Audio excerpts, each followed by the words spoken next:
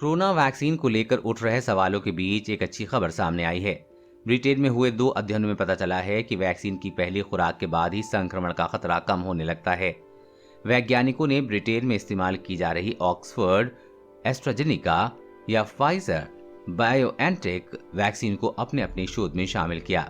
इस दौरान उन्होंने पाया कि टीके की पहली खुराक के बाद ही संक्रमण का खतरा करीब 65% तक कम हो जाता है। ऑक्सफोर्ड विश्वविद्यालय और office of national statistic ONS द्वारा किए गए 2 अध्ययन हालांकि अभी तक प्रकाशित नहीं हुए हैं, लेकिन दोनों में पाया गया है कि टीकों की 2 में से 1 खुराक ने भी बुजुर्गों, युवाओं और स्वस्थ लोगों में कोरोना संक्रमण के खतरे को काफी कम किया है। गौरतलब है कि वैक्सीन की 2 खुराक लगती हैं। पहली खुराक के 28 दिनों बाद दूसरी दी जाती है। माना जा रहा है कि यह अध्ययन कोरोना वैक्सीन को लेकर उठी आशंकाओं को खत्म करने में अहम भूमिका निभाएगा। वैक्सीन को लेकर लोगों के मन में कई तरह के सवाल हैं। वैक्सीनेशन के बाद भी संक्रमण की खबरों ने टीके को लेकर उनके विश्वास को प्रभावित किया है, लेकिन इन स्टडीज में ये साफ होता है कि वैक्सीन लगवाना कितना जरूरी है। हालांकि शोधकर्ता ने सतर्क किया है कि वैक्सीन लगवाने के बाद भी व्यक्ति संक्रमित हो सकता है और बिना लक्षणों के संक्रमित होने के बाद वो इस जानलेवा वायरस को फैला सकता है।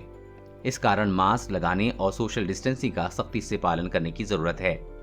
इस तरह हुई स्टडीज अनुसंधानकर्ताओं ने सितंबर 2020 के अप्रैल 2021 के बीच ब्रिटेन में 3,50,000 लोगों के टेस्ट रिपोर्ट का विश्लेषण किया और पाया कि टीकों की पहली खुराक के 21 दिनों के बाद कोरोना वायरस संक्रमण में कमी आई है। डॉक्टरों के अनुसार टीका लगने के बाद मानव शरीर में कोरोना वायरस के खिलाफ रोग प्रतिरोधक क्षमता विकसित होने से 21 दिन का समय लगता है।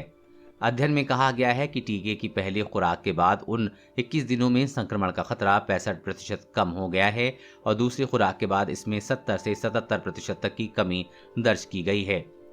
बड़े पैमाने पर समुदाय के सर्विलांस की मदद के लिए किए गए अध्ययन में वैज्ञानिकों ने यह निष्कर्ष निकाला है कि ऑक्सफोर्ड एस्ट्राजेनिका या फाइजर बायोएनटेक के टीके की एक खुराक भी कोविड-19 के खतरे को काफी हद तक कम करती है।